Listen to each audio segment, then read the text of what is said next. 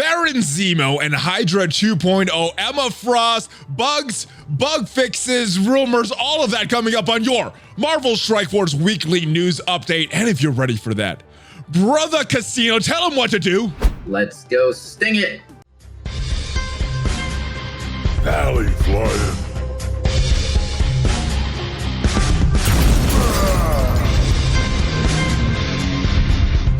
Ladies and gentlemen, what is up? Welcome to your Marvel Strike Force weekly news update. A lot of stuff going on this week. And once again, I am joined by my original partner in crime, brother Khasino. What is going on, man? All the way back from Colorado. What's going on? How are you? How was your trip? It was a lot of fun. In the first draft of this, you were suggesting like, oh, a lot happened while you were gone, but There I didn't was. Right, but I was not successful in getting away from it. I got some really good Red Star drops while I was on my vacation, and then I had to make not one but two videos because there was some news that I discovered. So oh yeah, my I had a very goodness, Marvel Strike Force infused vacation. First content creator problems. Oh, I have to make For real. videos. Yeah. and I may be running the same problem. I'm going away to the beach this weekend with my family, and I'm suspecting there's some things happening this weekend, so I may run into the same thing, as much crap as I am giving you. But let's talk about what went on this week in Marvel Strike Force.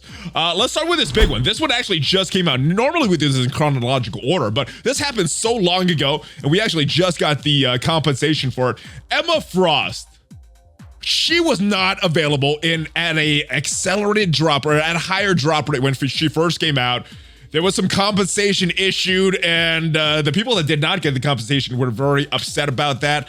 And just before we started recording, Fox Next came out with their compensation. Players that did not receive a 4 or Red Star Emma Frost in the compensation, they're going to be getting, over the course of 21 days, 160 promotion credits.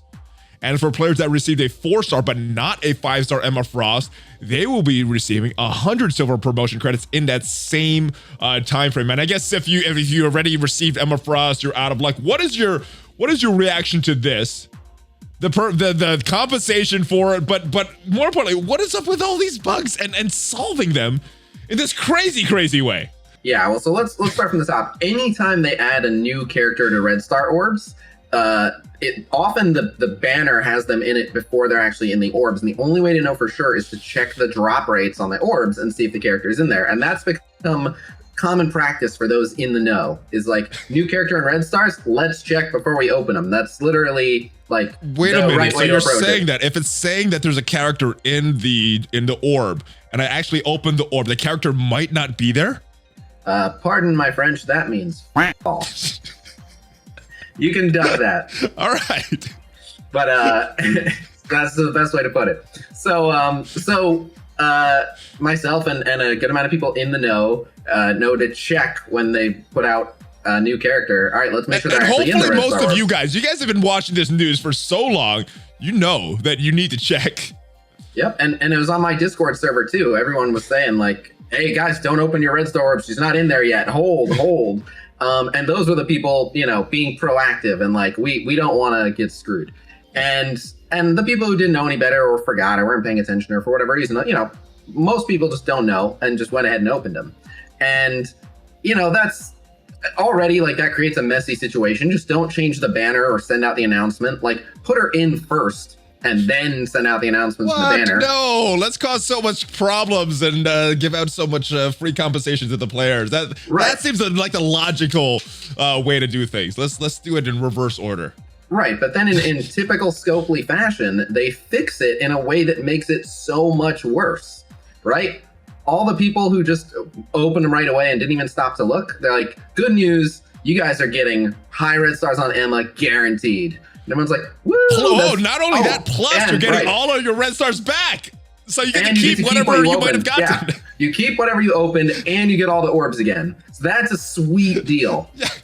And all the people, for everybody that did it. All the people who were smart about it were like, I don't want to make more work for support. I don't want to get screwed. Let's just wait until it's in there. All those people were told, take a hike.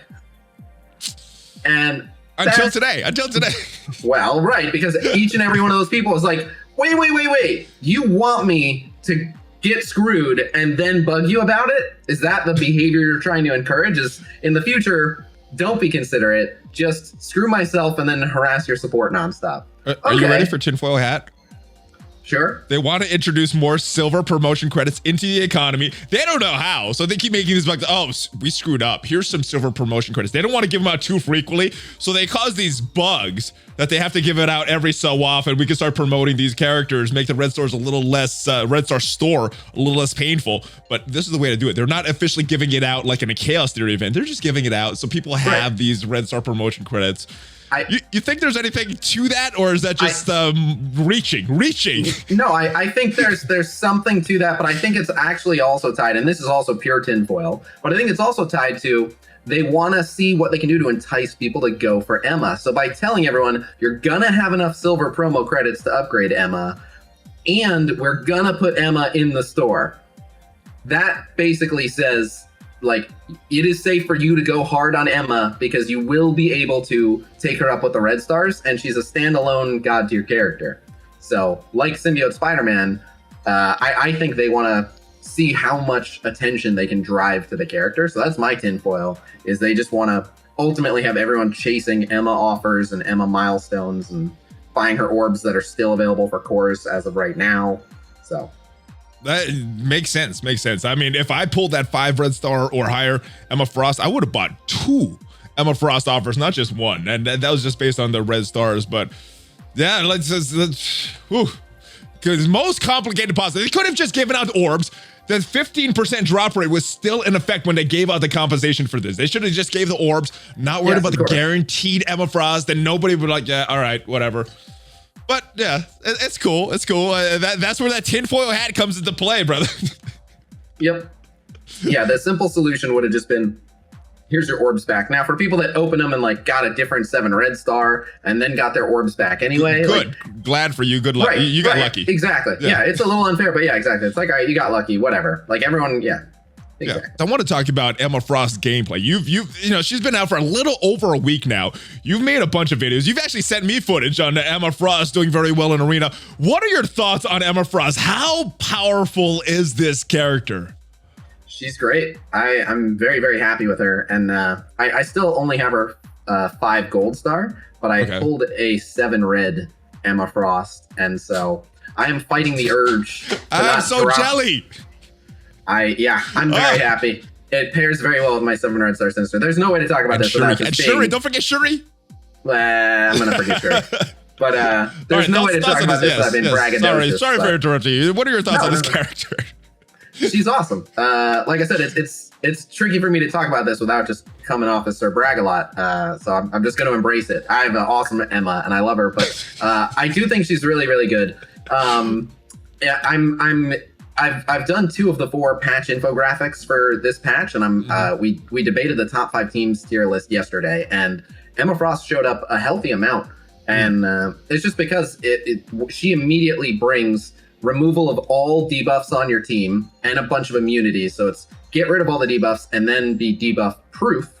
And then she, I forget the immunities might be Marauder only, but even so, then she brings remove all enemy positive effects, and she has really, really good focus. Not like, she's not gonna be able to remove like defense of Colossus, none of the super crazy tanks, but outside of like the 5 or 6 characters that get a lot of heightened resistance, she has enough focus to pretty much take away everyone else's positive effects. Okay, outside of those crazy tanks, what star level, Red Star level, Gold Star and Red Star, do you think she needs to be to have enough focus for her to be consistent with that? And I'm not talking about the Thanos taunts, the Colossus taunts, just normal characters to get rid of that.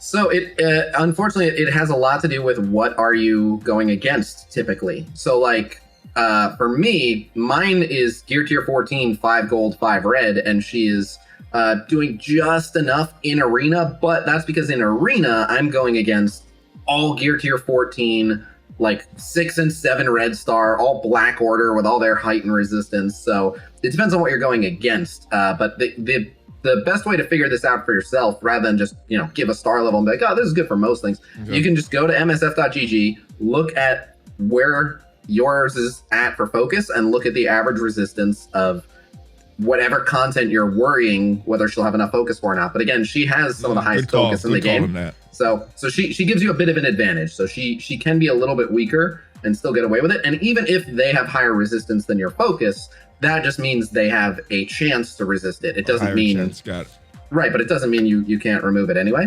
Okay. And I've seen that. Sometimes Juggernaut's taunt gets off, sometimes Colossus taunt. There is an element of chance also in there, even with these high resistance taunters. So that's different, but that's a good point. So there is a floor and a ceiling to focus and resistance. We don't know what it is. We're gonna guess that it's about 1 to 2%. But basically what that means is no matter what the focus is, no matter what the resistance is, there's like a 1 to 2% chance that you'll always land your debuff. Okay, got it. And a 1 to 2% chance that it'll always get resisted. I went into Heroes Chapter 1 with a Gear Tier 14 character, just testing animations on a stream. And one of the characters applied a bleed to my Gear Tier 14 character. And that character's total power is like 300. And it can happen. So... I guess that's kind of good, right? That's a good thing, that good element of chance to add in the game. I kind of like that even no matter how low your focus is, you still have a small chance to put your stuff on. So one final note on Emma. This didn't make it into my footage or your footage because I didn't have her quite strong enough. But so again, she really exists to stick it to the Black Order. And what I've learned about her is basically, when you use her ult and you wipe all the positive effects, she puts a blind on someone, but if that person dies, then she puts a blind on whoever is the next highest speed. So what I figured out is that is intended to be Cull Obsidian, and so she puts a blind and then she calls the 2 assists. And if the 2 assists kill Cull Obsidian, which I'm running a new hybrid team with Ultimus that is pretty much always like having Cull on his last limb when she uses that ability. When he dies, Ebony is the one with the highest speed, so she flings the blind over to Ebony, whose immunity she just already removed, and then he whiffs his ult. His drain that doesn't his do drain anything. And the that does slows. Nothing. He gets nothing. Does he even get speed bar from his own Black Order? None of that either? I have to look. I don't remember if he gets a speed bar, but he doesn't get the slow. Definitely not the drains, though. It no drains and no slows. Nice. So nice. It's pretty nice. All right, a couple things. Ironheart, Domino, Negasonic Teenage Warhead added to the Elite Store. We got word that we're going to talk about the blog post, Negasonic becoming farmable. What do you think is going on with Domino, Ironheart, and even X23? What is going on with these characters, and is this a trend of them coming before they become actually farmable? We've seen other characters come to this store before they were farmable. Yep. Honestly, it's in classic Scopely fashion. It's kind of a no rhyme or reason. Like, there is a reason that they rushed these out, and it's because they have other characters in the line. Yeah, but they kind of adjust at a whim. Like, they changed up the whole legendary schedule that was fairly stable, so they just move stuff, and then that has unintended like domino effect. Pardon the pun. Consequences. Yeah. And so they end up just kind of moving stuff in and like, oh, we need to do this. We're going to do it. Just go ahead and do it. So yeah, I don't try to read too much into like, based on the typical schedule, this is when we can expect them to go in there. Like that's what, 3 characters all at once just getting dropped in there. They've not done that before. Well, I guess my more important question, and I think I said it, but I said it very strange, is more about Dr. Octopus and X-Force. Domino going into the store, Negasonic getting a node and going to the store.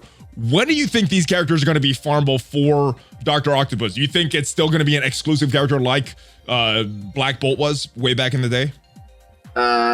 Yeah, I mean, I can only go off the most recent rumors I've heard, and the general assumption is that most legendaries are designed to be pretty rare, with only a very small handful of free-to-play players getting them. Okay. But basically, Ebony, and I've gotten some pushback on this statement. I'm aware that there are still plenty of players who didn't get Ebony first pass, but in the scheme of across all the legendaries, Ebony was among the more free-to-play friendly, in that I know a fair handful of free-to-play players who were able to get Ebony on first pass. Yeah. And so what I've heard is that Doc Ock is intended to not be as generous as Ebony was. So we'll see. And I always, hope that's not the case. I always want to see, at least the top 1% of free-to-play players. I always want to see them rewarded for their efforts. But I don't know. We'll see where Domino ends up. We'll see where X-23 ends up. Hopefully it's a decent location. Baron Zemo, he has been rumored for a little while now as one of the Hydra members coming, and we saw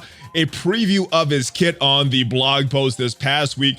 Interesting note, percentages on this. Percentage not just on the damage numbers, but on the focus numbers, the ability, everything. Everything has numbers here. So the only thing we're missing is his base stats. So normally I say, assuming we don't know his, now we know his numbers. What are your thoughts on Baron Zemo, knowing what we know so far about this character? He looks really, really, really strong. Even as a solo character, he just looks insanely strong. They're basically using him to do enough heavy lifting to carry some characters that got minor reworks: Crossbones, Hydra Grenadier, and Winter Soldier. And while all of those characters got some changes, the changes that they all got weren't significant improvements to any of them. But Baron Zemo has so many good interactions with them and works so well with them that he is going to elevate that team to be something very potent. They appear like they're going to hard counter the Hydra War defense. I thought that was weird. I thought that was very weird. Yep, Hydra counting Hydra, but I guess thematically that kind of makes sense because there's a lot of infighting in that organization. Yep. But what's weird is it looks like in other game modes, having Red Skull as the 5th on that team will make them pretty good. So that I'm anxious to see that. But yeah, they counter minions really hard, so I am curious to see how well they'll do against Fury Shield with Coulson, and then how well they'll do against the mercenaries, because he just has it out for minions. And that's an interesting thing, because in doing the recent tier list, like prior to this, really the character that comes to mind who was like a menace to minions was Deadpool. And Deadpool's value had been slipping and slipping, not only because his stats were getting power crept and all that, but because every new character added to the game is a non-minion. Yeah. So you just ran into fewer and fewer minions, and therefore the core group that he was really strong against, which at one point was like almost half of the characters in the game, is now a small number. Good point. So, I forgot about that mechanic. Yeah. So Zemo being super strong against minions is good, but it is a niche function. But again, he just looks like he's going to be all around very strong. I'm excited to see his stats, but. Yeah, I mean, even without the extra minion stuff, his kit is very solid, especially this on his passive right here. Extra 40% speed. That is crazy. Mm-hmm. That is crazy. And with that said, it's going to affect all of his allies. So let's move on to this Hydra rework. Unless you have anything else about Zemo. Yeah, just real quick. Like that speed is very, very, very good. But you got to remember, he's giving it to not fast characters who don't have a way of gaining speed up. He's giving it to Hydra Grenadier, Crossbones, and Winter Soldier, and their speed has been power crept quite a bit as well. So that plus 40 speed is very, very good. But you have to have him present, because those characters are just not that quick. And even then, like speed up on spawn teams are still going to go first. So that's true. But on subsequent turns, these guys will be very fast. All right, so now let's talk about the rest of these characters. Grenadier, Winter Soldier, Crossbones, and Red Skull was in there. I thought that was just to make the Hydra team better, but I didn't look at his kit as a 5th for outside of war. So we're definitely going to talk about that. But let's start with all these characters. Out of the Hydra Grenadier, Winter Soldier, Crossbones, which is your favorite out of these reworks? Well, I think the best rework went to Crossbones. I mean, he got a 30% max health heal when he uses his special, which is nice. He gets a ton more health, plus 20% max health. And if Zemo's an ally, another 20%. So he has a lot of health now. He gets defense up when he taunts, so he can actually tank. And he'll get ability energy on spawn, and he can just ult turn 1. Yeah, that is crazy. Ult turn 1 with extra damage. I don't remember if he gets offense up or not, but from somebody else on the team. But yeah, big move. Winter Soldier, he got some extra damage as well, and becomes on a Baron Zemo team becomes a very fast character actually.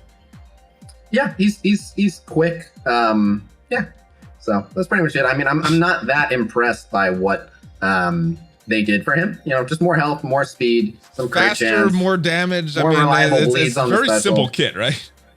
Yeah, and Yeah, and there's not, there's no capitalizing. It's not like someone gets a defense down perfectly for him to punch into or anything. So I don't know. They didn't do much for Winter Soldier. Like he'll function on the team, but just Baron Zemo is going to be to this team what Taskmaster is to the Mercs, which is the Merc minions on their own. Like throw Bullseye on your team. I'd rather not. Like, throw Bullseye on your team with Taskmaster. Like, I'll take anyone coming with Taskmaster. Yeah, let's do it. Yeah. Taskmaster is so. It looks like Baron Zemo's going to do a ton of heavy lifting. Crossbones will at least help a bit, and then Winter Soldier and Grenadier will be there.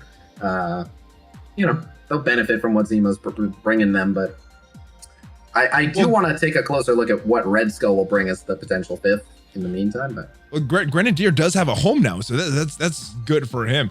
Now you mentioned wanting to look at that Red Skull kit. Have you actually looked at it? And because I haven't, have you looked at it? See how it's going to play out on this team if he's a fifth on this Hydra team outside of War? I mean, I've looked at his kit a bunch of times, but I didn't study up on it right when we got this announcement. Okay. So I don't remember specifically. I think he has some passive stats that he gives to all Hydra in addition to, what he gives to Hydra minions. And obviously, he'll summon Hydra minions, which is nice. So that helps, but yeah. And his ultimate is still very strong. So yeah. What do you see? Summoner. What do you see as far as viability for this team? Obviously, a war offense team, and probably very good in Blitz as well. Any other modes? Raid, Arena, even Dark Dimension 3. You see any of these characters creeping into any of those other game modes, or is Hydra 2.0 just War and Blitz? They're looking like War and Blitz, and it's possible that there's a hidden fifth we're not expecting, and we'll have to see where that goes and how strong that makes them. Because Marauders, their fifth made them incredible. Oh. So we'll have to see, but they look like War and Blitz to me at this time. And a side note, by the way, if there's a team in particular that you're wondering about, part of the infographics that I'm doing, I always do the same 3, which is the unique sure to win Blitz teams. We're up to 26 of them, the solo character tier list, and the top 5 teams tier list. Okay. But for the first time ever, we put in a week of testing and ranked every single synergy team across every game mode. So we have an overall ranking list backed by, we literally had a team of 12 people helping us test. We did over 600 balanced draft matches for certain things, and we were taking things into certain raid nodes and Dark Dimension and seeing how things are performing. And so I have an overall team ranking list. And when is that coming out? That should be out in the next few days. Do more. The new campaign coming. When they announced the new campaign coming, I thought, like most people, Mystic, Nexus, the things that were missing. This is a whole new campaign. Chapter 1, Dr. Doom War. And different requirements as far as traits. They don't look that hard. Inhumans are pretty strong. Guardians pretty strong. Fantastic Four, or Wave 1 Avengers. They auto-cleared this thing. But more important, Thor, interesting that he is getting a node when he already is a raid store character. And Negasonic Teenage Warhead, one of the 3 unfarmable X-Force characters right now. Still very curious what's going to happen to X-23 and Negasonic. But what are your thoughts on this new campaign coming? I'm pretty hyped because it says you have to have the final Nexus chapter done. So this to me seems like rather than just go to Nexus chapter 9, 10, 11, 12, they were just let's start a new campaign. And that way they can, change up the storyline a little and change up the difficulty. But to me, this looks like Nexus Part 2. And so the good news is basically I'm expecting it to be very challenging. So I'm looking forward to new endgame campaign content. And this was a little surprising. We got a Catalyst login event, and also noted in the blog post, we also got a Catalyst 3x drop coming up sometime. What are your thoughts on this? Is this the Scopely's attempt to kind of ease up some of the catalyst for the catalyst crunch that new players are feeling, trying to enter Dark Dimension or get set for Dark Dimension 4? Is this what this is for, or is this something else that I'm not even thinking of? I mean, just as a general rule, they tend to right before they introduce something that requires a ton of resources, they tend to make them a bit more available, because if they were to introduce tomorrow, okay, now you only need 3 times as many catalysts for gear tier 15, everyone will lose their minds. But if they get people to the point where people are like, well, yeah, I do have a good amount of gear tier 14s, then that goes over better. And then there's also the fact that basically for the people who are going to hoard, if they give them enough for like, okay, now I can take like 2 or 3 people to gear tier 15, when people, presumably if gear tier 15 is really, really good, and then people see, then it becomes like, oh man, look at his gear tier 15. I got to get my guys to gear tier 15 because that one at gear tier 15 is just wrecking everything. So having a few of them out there just makes you want more. Like once you got your first gear tier 14, weren't you like, oh, I need some more of these? I'm done. I've won the game. Yeah, I'm done. GG. No, but this kind of scares me because we know that gear tier 15 is coming out sometime later this year, but this event happening right now gets me kind of thinking it might be coming very soon. We might be seeing Dark Dimension 4 very soon, or if not, I think we're going to be seeing gear tier 15 soon. So this kind of scares me, but it is inevitable. We know it's coming sometime this year. So all right, and they've done this in the past. New orbs for the Greek raids. This time it's the betas. Characters, a couple of characters taken out of this. Why are they doing this? Why do they keep switching up these orbs? They don't switch the premiums when they add characters. They don't switch the megas when they add characters. Why are they doing this to the Greek raids? For some reason, just the way that they seem to have it coded, rather than changing up what's in the orb, they make a new one. I'm not really sure why. I think when they create a raid, like an orb gets locked in as attached to that raid. I don't know what. I don't know. I mean, I've seen a comment on Reddit. They've switched this a couple times now, but they haven't really changed the restrictions in any of these Greek raids for a long time. But they do have the time to go and switch these orbs. Why haven't they changed the restrictions? I mean, is that coming with this new Greek raid difficulty selector, being able to use some of our newer teams, or are we just supposed to use our newer teams in Ultima 7, Ultima 6, Ultima 5, depending what level, how long you've been playing? Well, so the purpose of the Greek raids seems to be to force you to take up teams that you otherwise wouldn't, right? Like they want you to have to work on everyone, no matter what team you're working on. They want you to always feel pulled in the other direction of like, but I really should be working on my Hydra for that lane in whichever raid, you know what I mean? And so basically they just try to make sure that every team has something they're needed for. So the reason that they haven't changed up the Greek raid requirements too much is a lot of the Greek lanes, that's like some of the best reason, like besides Nick Fury, the only real good reason to power up your Kree is for the Kree lane in Gamma.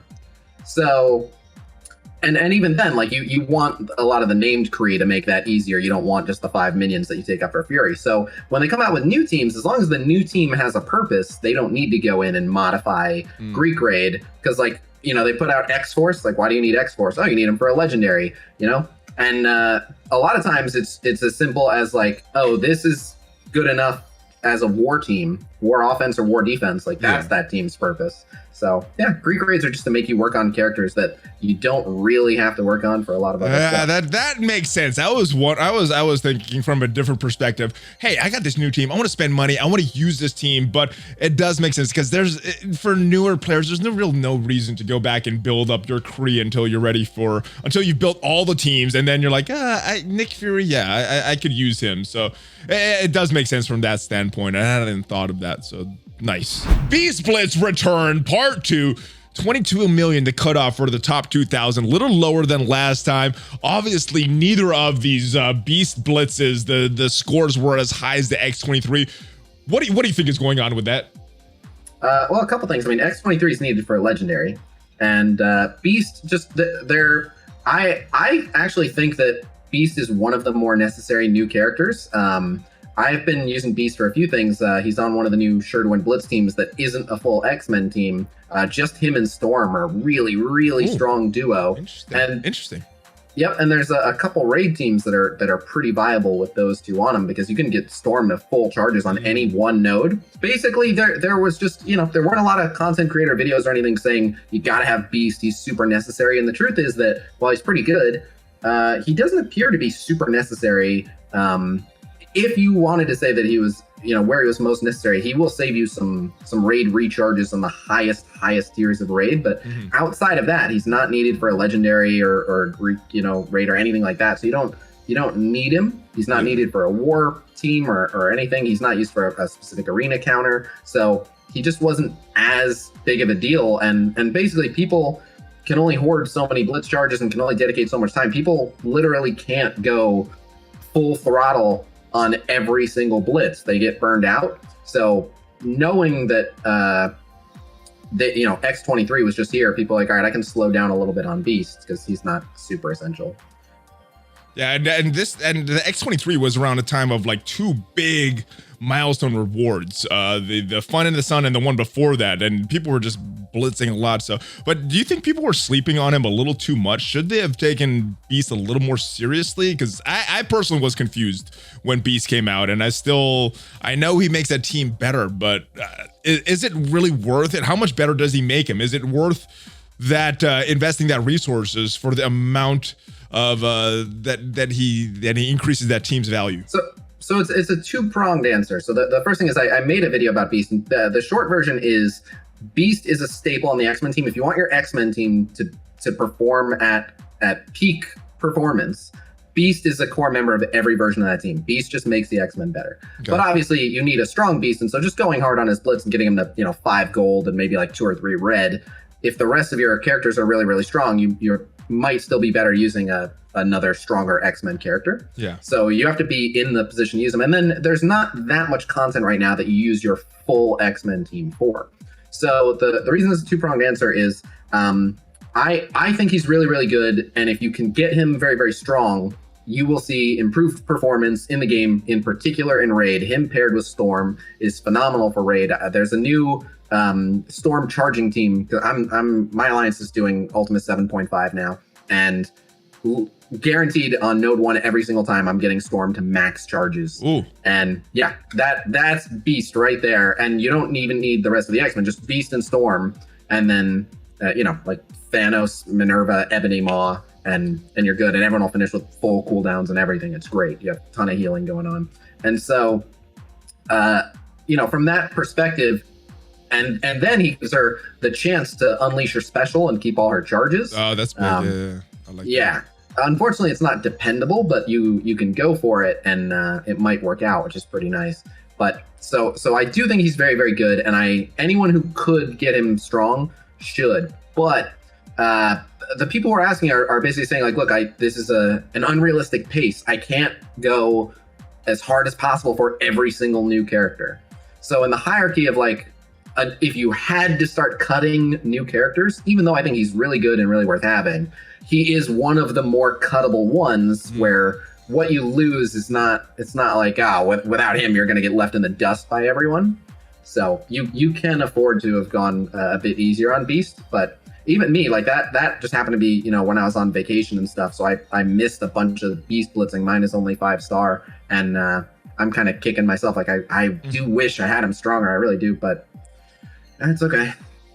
Eventually he'll be farmable. But I mean, even if you did blitz super hard, this Beast blitz, you didn't get your rewards right away. On August 11th, the Beast Blitz featuring Blitz ended, but the rank rewards have yet to be delivered, and this was going out Monday, 1:42 p.m., obviously before the reset, so just a few hours after this was sent out, we did get this, but man, they've done this in the past. Do you think this was due to cheating? They're trying to implement some new Blitz bot technology, or did you just forget? What do you think happened here?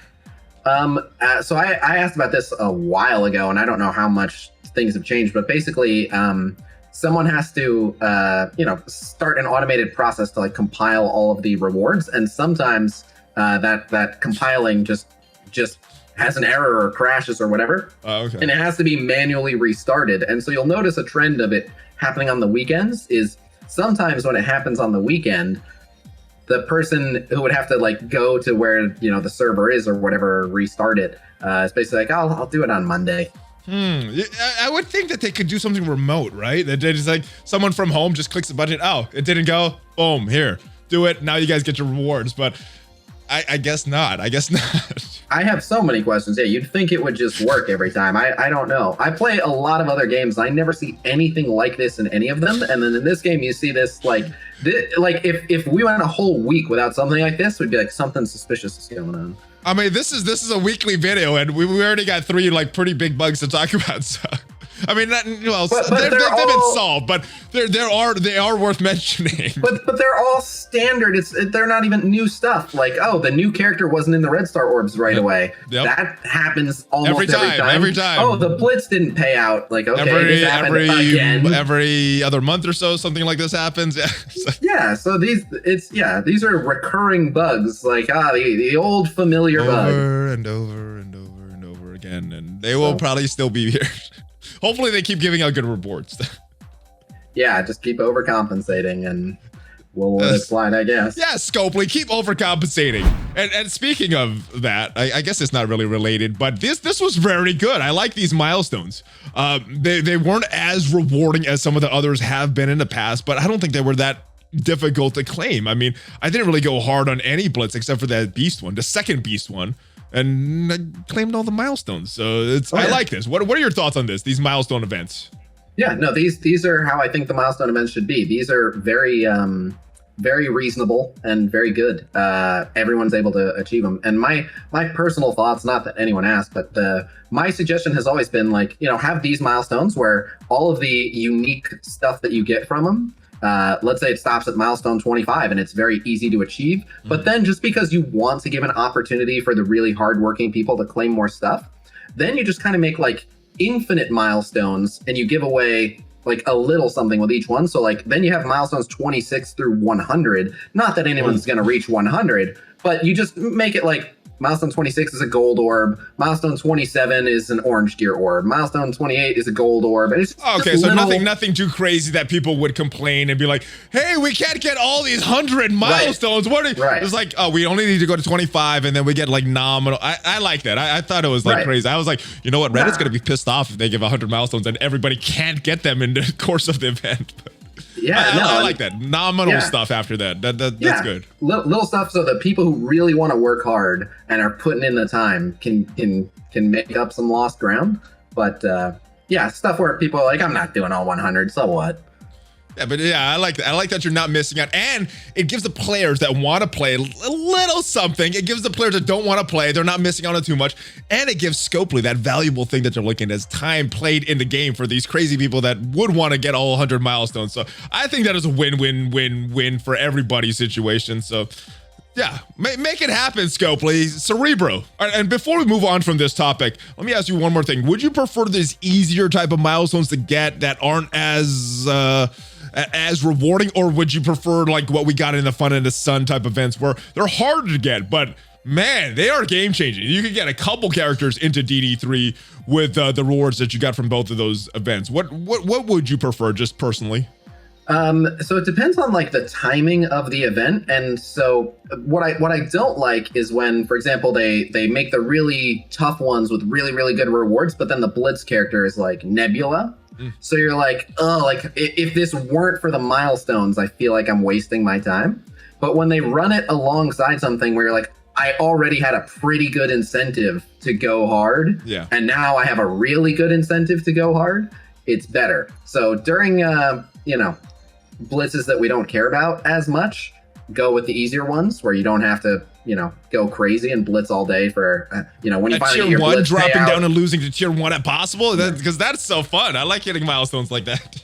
Yeah. Upcoming blitzes. I'm a fan of these as well. Orange, blue gear, gold, purple gear. I'm a big fan of these one-day blitzes, especially with the and instead of repeating some of these characters that players have been playing for a little while, have them already. What is your feeling on these one-day blitzes and changing it out from just character shards?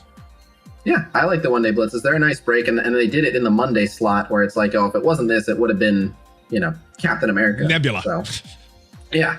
So yeah, this is definitely better. This is stuff that people can use, and the beauty of the one-day blitzes is like if you need the day off, you're not punished too heavily. Like, oh, I missed some purple gear on day 3. Like, oh, well, okay. It's, yeah, I'm not going to get as much blue gear. Yeah, maybe I would have got a bunch of purple gear I didn't really need or whatever. But, or you can be like, man, I just got to the point where I need lots of purple gear. I'm going to go really hard for this. Now, you said you're excited for that Crystal Blitz coming up. Why are you so excited for the Crystal Blitz?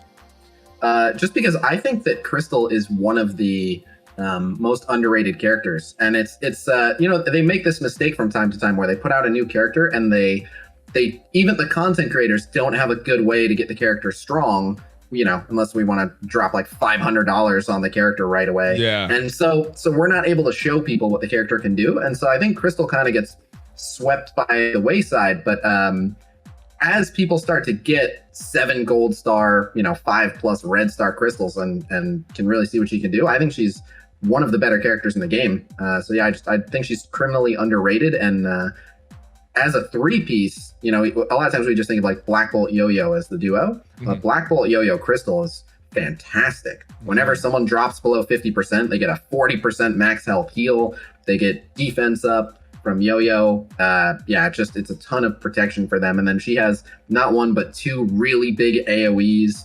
And if there's any slows, one of the AoEs just does so much damage. It stuns all summons, which is good into a lot of different comps. So yeah, she's just really good. Original Phoenix counter. Yep. And Black Bolt's event has returned. Many people unlocking him for the first time. Still, one of the best characters in the game. I don't think he's been too much of a victim of power creep since he was released.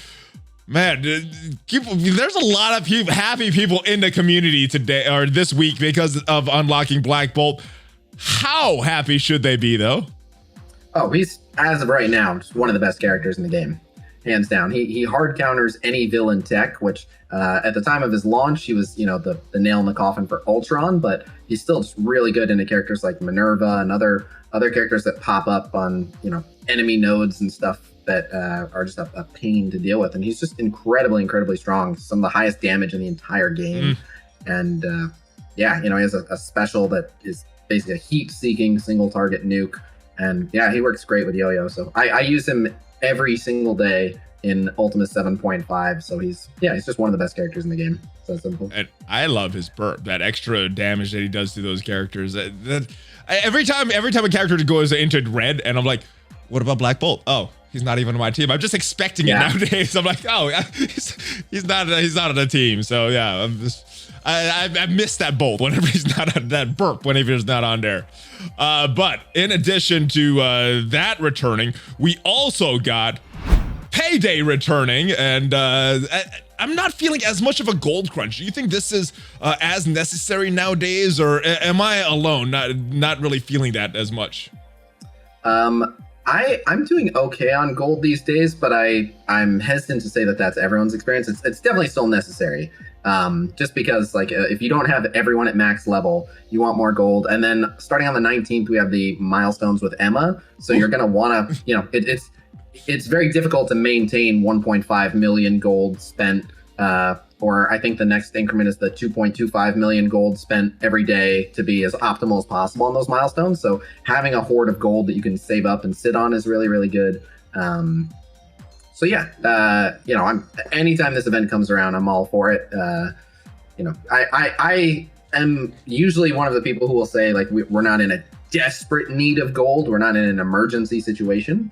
But I'm also the first to say I'm always happy to get more gold. I, like everyone else, I want more gold, and I can definitely put it to use. I'm always either out of gold or out of training mats. Right now I have a lot of gold, so which means I'm out of training mats. So it's either one of those two for me that I'm having a bottleneck, and yeah, right now just happens to be training mats. Let's talk about this legendary trait change. I don't think it's that big of a deal unless you start to put a tinfoil hat theory on. So if you guys aren't familiar, what they're doing is all the normal legendary characters we refer to nowadays as legendary, Iron Man, Nick Fury, Star-Lord, Magneto, etc. Those characters are going to get a legendary tag, and characters that used to be known as legendary with these flash events like Elektra, Crossbones, Thanos, etc., they're getting it removed. Not that big of a deal unless you start to put on a tinfoil hat. What do you think this could mean?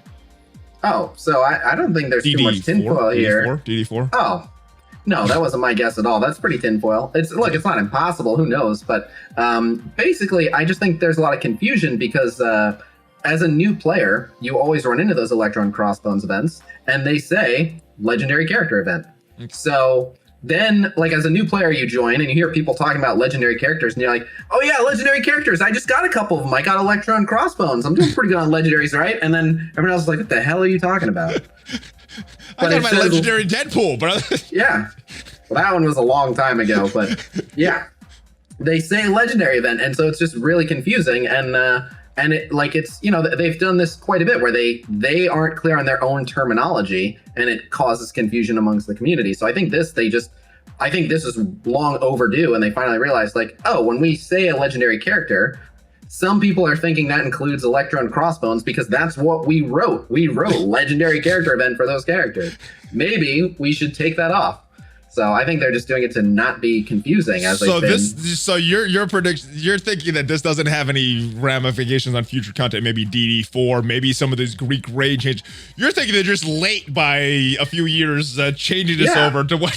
Okay. So I think part of it is I don't know if you've noticed, but I feel like we've seen a large influx of new players lately. I don't know what they've done differently with their promotion or their marketing or whatever, but they seem to have aggressively gone after new players because they're, at least on my Discord server, there's tons of new players. Mm-hmm. And so I think with more new players, they keep an eye on the community, and I think they just started seeing a lot more confusion, and they started seeing people talking about legendary Crossbones and legendary Electra, and they finally went, oh, that's not right. It's like, well, this is what you wrote. That makes a lot of sense what you're saying. I like that. I like the more conspiratorial view when it comes to this game. So let me know what you guys think. Do you think this is just something at face value, guys? Or maybe you don't think it is, but maybe you want it to be something conspiracy. Let me know in the comments what you think this is. Well, to me, this sounds like when they added in the equip all button and you being like, but why now? Like, why equip all now? They didn't do it for 2 years. Sometimes it goes nowhere, but it's always fun to theorize what it could mean. No, I think they needed to do this, and they finally did. 2 years ago, they needed to do this, right? Well, before they brought Star-Lord out. There's a long list of 2 years ago things they needed to do that still isn't done. Agreed. All right, we had an interesting tweet from the official Marvel Strike Force account. I'm going to read it for you guys in case you guys are listening on the podcast. And this is a picture of the Sinister Six here, guys, in case you're watching the podcast version. Some bees share a telepathic bond with people.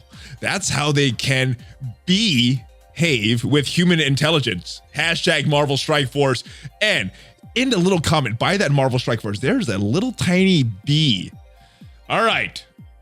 There have been rumors about a couple different characters. I think the more likely is the one coming to the Sinister Six team because it is a Sinister Six image, but there are people thinking it could be something else. What are you leaning to right now as far as what this means?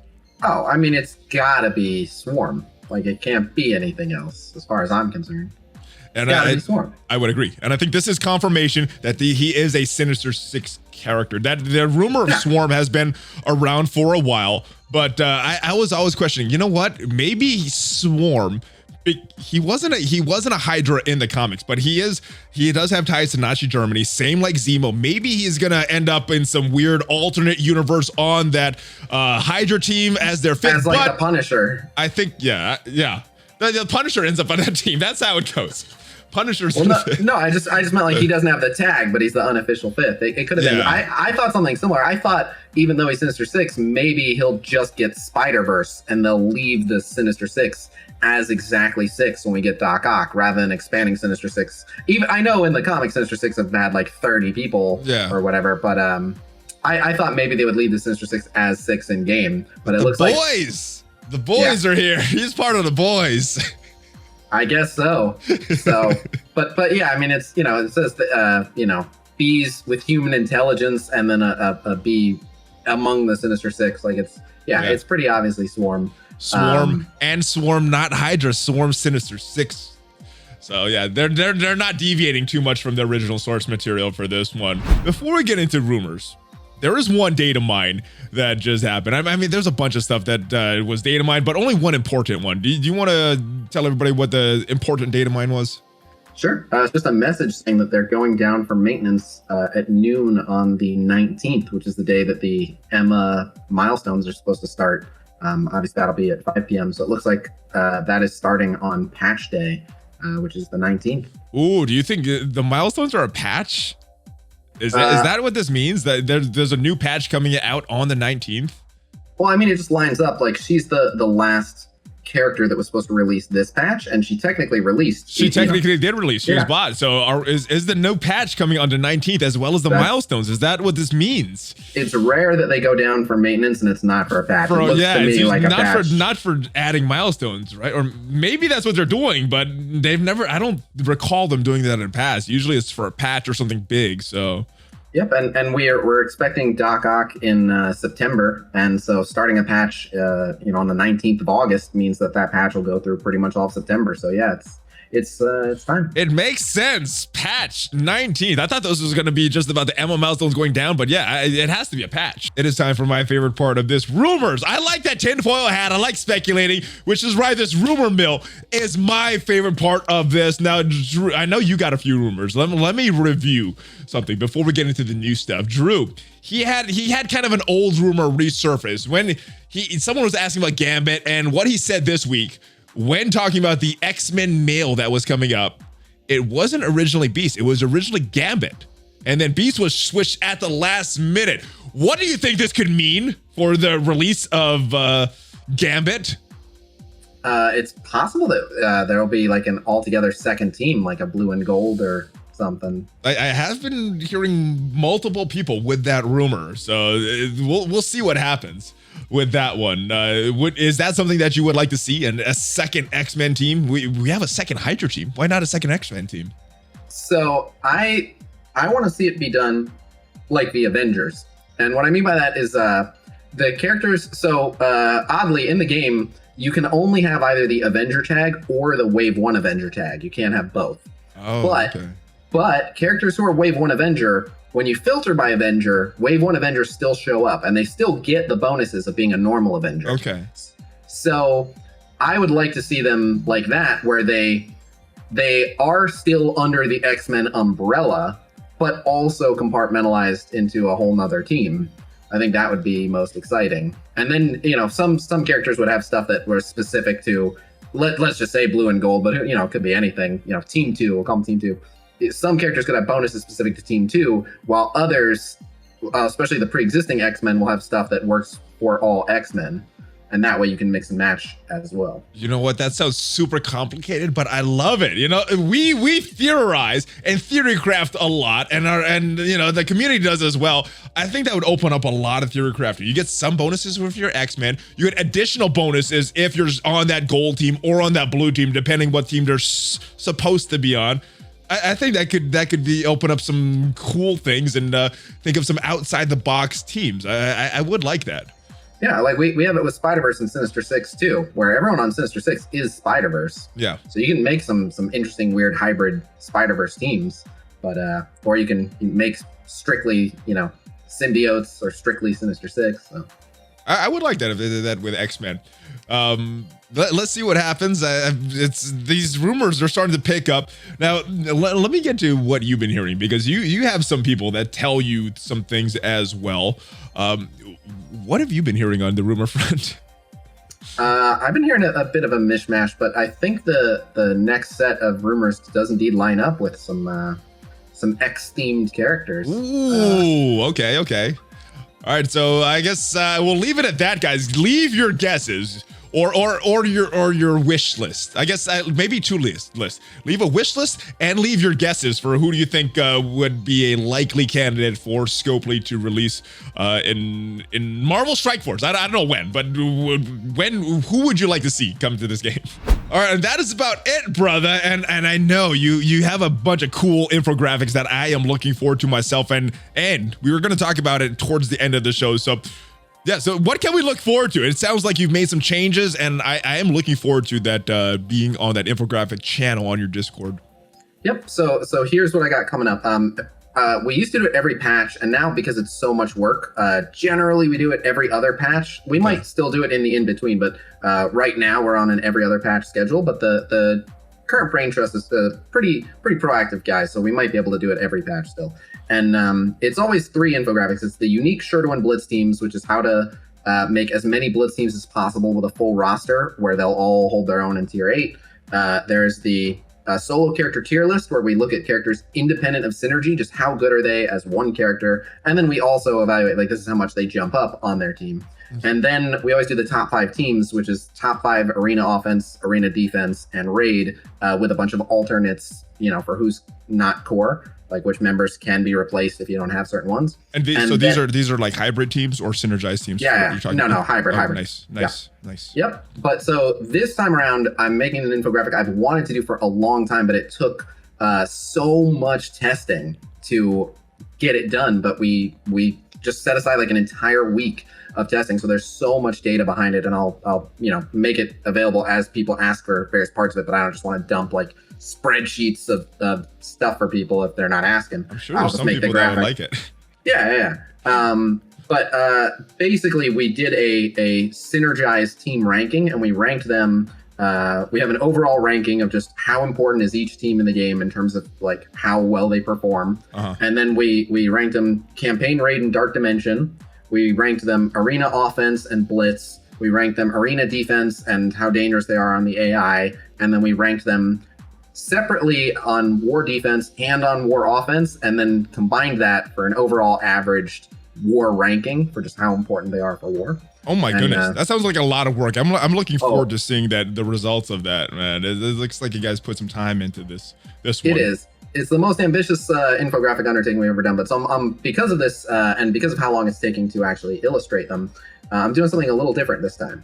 So I used to just, as they were done, throw them up on the Discord. But I am curious to see when I post them all on Reddit. So in the next few days, as soon as they're done, I'm just going to post them all on Reddit. One big post, let everyone have at them. Okay. But what I'm doing in the meantime is 2 of them are already done. A third one is partially done. And I'm putting them on my Patreon as I finish them. So I'm asking if you join the Patreon, don't share them around, because I want the first place that pretty much everyone sees them to be when I post them all. But if you can't wait and you want the immediate access to them, I'm putting them up on the Patreon as I'm finishing them. So yeah, it's just patreon.com/Khasino, and then any level of that. And you can get them. But again, don't feel obligated to do that. In a few days, they'll be available for everyone. It's just, if you want to support all the hard work, all the people that put in time testing it, or if you just want to have them right away, you can.